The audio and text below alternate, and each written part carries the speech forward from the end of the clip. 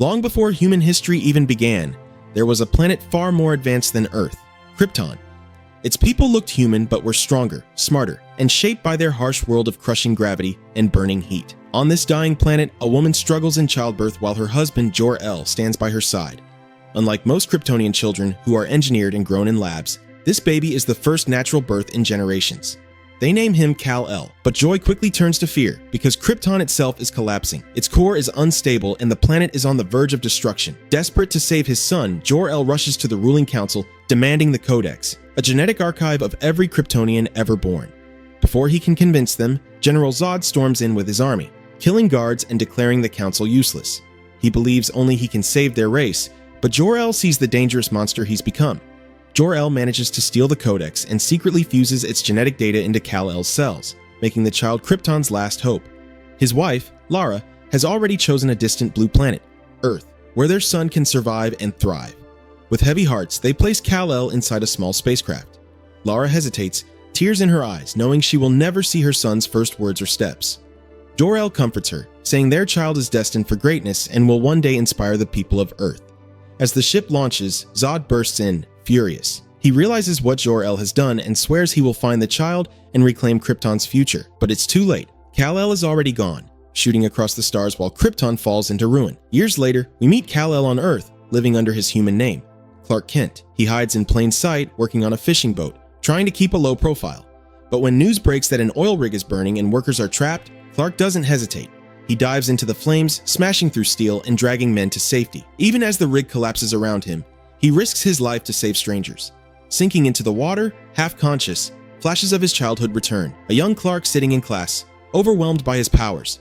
He hears every sound, sees through walls, and feels everything at once. It's too much for a child to handle. Panicked, he hides in a dark corner, terrified of the abilities he doesn't yet understand. As a child, Clark often struggled with powers he couldn't control.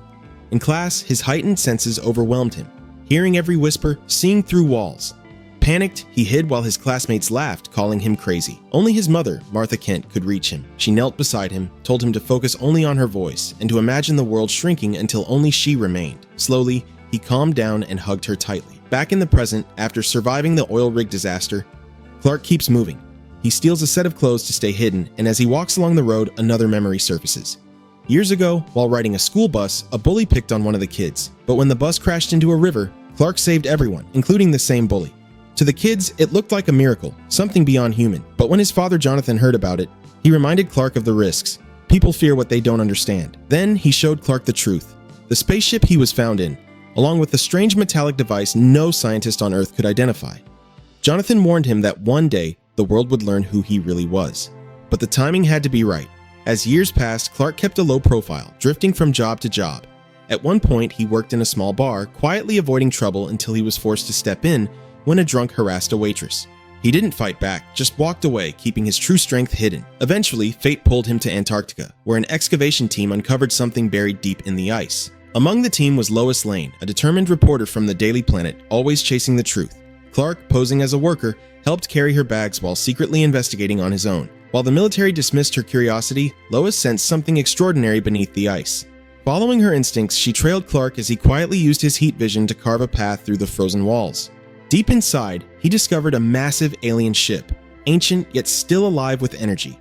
Around his neck hung the metallic key Jonathan once gave him. When he placed it into the console, the ship roared to life, projecting a hologram of his real father, Jor-El. Clark followed the vision deeper into the ship, past rows of strange cryopods, just as Lois, determined not to miss the story, sneaked aboard behind him. Inside the buried ship, Lois sneaks deeper, but the AI defense system attacks her. Just as she's about to be killed, Clark hears her cries and rushes in. He saves her life, but finds she's badly wounded with internal bleeding. Using his heat vision in a way he never had before, he carefully seals her wound, keeping her alive. By morning, Clark leaves Lois safely behind in Antarctica and takes off with the ship, leaving her stunned. For the first time, Lois realizes she's met someone beyond human, a true savior. Determined to reveal the truth, she rushes back to Metropolis, pitching the story to her editor, Perry White. But Perry shuts her down, warning that exposing an alien's existence could cause panic. Lois doesn't give up, secretly passing her findings to another journalist in hopes of spreading the truth. Meanwhile, Clark turns to the holographic Jor-El, finally asking who he really is. His father explains everything: how Krypton once colonized the stars, how Zod tried to overthrow their people, and why he and Lara chose to have Clark naturally against tradition. Jor-El tells his son that the S on his chest is not a letter at all, but the Kryptonian symbol for hope. He explains that Earth's younger sun and lighter gravity have made Clark far stronger than any Kryptonian could have imagined. More than that, he believes Clark will give humanity an ideal to strive for, a beacon of hope. The story shifts back to Lois Lane. Obsessed with uncovering Clark's origins, she travels to Smallville, visits Martha Kent, and even finds Jonathan Kent's grave. There, Clark finally confronts her. Lois tells him she knows he could be a force for good, but she doesn't understand why he hides. Clark recalls a painful memory. When a tornado struck, he could have saved his father, but Jonathan stopped him. Believing the world wasn't ready, Jonathan sacrificed himself. Clark, torn by guilt, admits he let his father die because of that conviction. Lois, moved by his pain, realizes why he stays in the shadows. Back in Metropolis, Lois drops her pursuit of the story and tells Perry she won't expose Clark. Perry, seeing her choice, praises her for doing the right thing. Meanwhile, Clark visits his mother. She's overjoyed to see him, but also fears that, now that he knows who he truly is, he might leave her behind. Clark gently reassures her, no matter what happens, she will always be his home. But peace doesn't last. The US military picks up strange signals, massive alien ships entering Earth's orbit. Then, one by one, power grids across the globe fail. Every television, every phone, every screen flickers to life with a chilling broadcast. Speaking in every language, the message is clear. Kryptonian named Kal-El has been hiding among you. Surrender him to us, or your world will suffer the consequences. Fear spreads across the globe. Screens everywhere flicker with the same haunting message. You are not alone. Then General Zod appears, revealing that one of his people has been hiding on Earth. He demands Kal-El's surrender within 24 hours, or humanity will pay the price. As the world panics, Lois Lane's earlier investigation comes to light. A reporter leaks her findings, and the FBI storms her home, dragging her into custody. Meanwhile, Clark, torn between saving Earth or protecting himself, seeks guidance in a small church. He admits that even surrendering may not stop Zod. The priest reminds him that sometimes faith comes before trust, urging Clark to follow his heart. Clark decides. He willingly turns himself into the military, allowing them to cuff and interrogate him. Sitting across from Lois, he explains that the S on his chest isn't a letter. It's Kryptonian for hope. Lois teases him with a new name, Superman. Breaking the cuffs effortlessly, he assures the soldiers he's lived peacefully for 33 years and has no reason to harm them. Soon after, Zod's ship descends. Two Kryptonians demand Superman and Lois. Despite the military's resistance, Lois volunteers to go.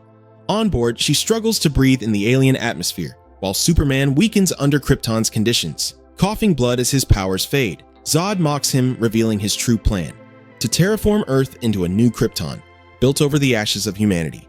For that, he needs the Codex, the very genetic blueprint Jor-El placed inside Kal-El. While Superman resists, Lois finds herself locked away. Using the command key Clark gave her, she activates Jor-El's AI.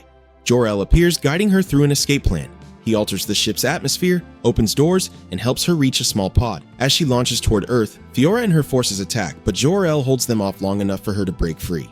At the same moment, Superman recovers his strength under Earth's atmosphere. Encouraged by Jor-El's words, "It's time to save the world you love," he bursts free from the ship, defeating Zod's men. Racing through the sky, he catches Lois's damaged pod just before it crashes, cradling her safely in his arms.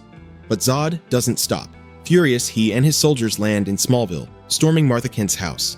Demanding the Codex, they invade her mind, ripping through her memories. Terrified, she tries to resist, but Zod discovers what he needs: the craft Clark arrived in as a baby. As Zod's forces unleash chaos, Earth's military prepares for war. For the first time, soldiers point their guns at Superman, but instead of firing, they lower them in respect. Humanity finally sees him not as an enemy, but as their ally. Meanwhile, Zod's scientist reveals the truth. Superman's DNA carries the Codex itself, fused into his very cells. With it, Krypton can rise again, but Zod no longer needs Kal-El alive. His plan is clear: kill Superman and terraform Earth into Krypton's new home. The World Engine is deployed, one in the United States, the other in the Indian Ocean. Together, they pound the planet with energy beams, shaking the Earth, altering gravity, and suffocating the atmosphere. Cities collapse, people run in terror, but hope remains. Lois arrives with vital knowledge from Jor-El. If Superman's old spacecraft collides with the World Engine, it will create a black hole powerful enough to destroy both machines. The military agrees, loading the craft onto a carrier jet while Superman races to the other machine across the ocean. The battle is brutal. The World Engine's gravity crushes Superman to the ground, nearly tearing him apart. Zod sneers that Earth will die and Krypton will be reborn from its ashes. With his final breath, Jor-El's AI urges his son to finish what he started. Summoning every ounce of strength, Superman rises and shatters the World Engine, collapsing it into the sea. Across the globe, its grip weakens, but the fight isn't over. In Metropolis, Zod attacks the military plane carrying Superman's ship. Lois is aboard as it spirals out of control. But Superman arrives just in time, saving her once again. The black hole forms, sucking Zod's army into the void.